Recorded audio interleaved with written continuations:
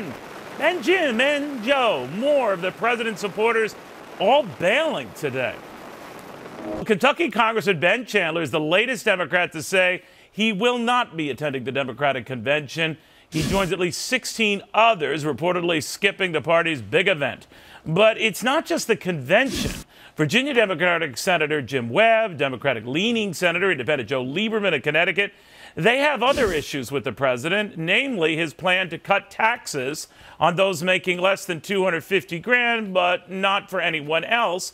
So they're not supporting him.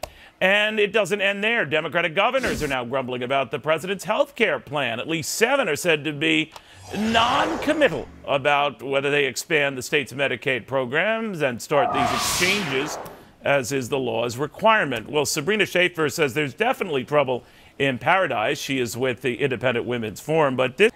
Absolutely. Well, it's no doubt that the president faces an uphill battle in November, but it's no longer just with voters where his approval is under 47%.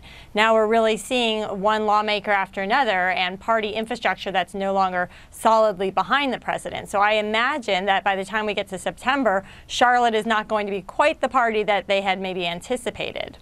Now all these Democrats are saying they're not coming. It's hard to come by reliable numbers how many party stalwarts have bolted from their big convention or bolted with the president in either party. But this seems to be earlier than normal. We do know that, right? Yeah, it does seem a little early, and of course things can always change, but I think that there are a few reasons why we're seeing this. And of course the economy is, the number one reason. I think that more and more Democrats are moving away from the president and his policies.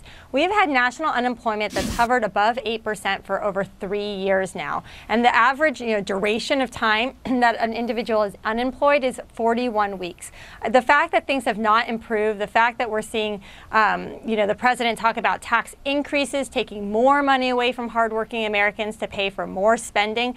I think we're going to see more and more Democrats saying, I can't stand behind this president. But you know what's interesting, Sabrina, as this list expands about people, parachuting out on the president, is that it's not just the vulnerable Democrats. It's those who feel, at least when it comes to issues like the health care reform in their respective states, where a lot of these Democratic governors are in fairly good shape, are saying, no, I just can't countenance this because I've looked at the books and I realize it's going to cost me through the nose.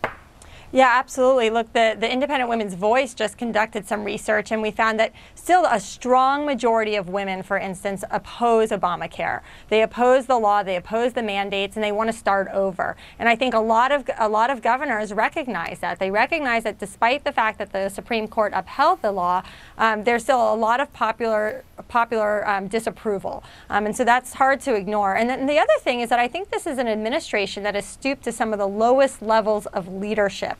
We are seeing, identity politics, gender warfare, class warfare. And if you are a safe Democrat, I don't know why you would want to identify with that at all.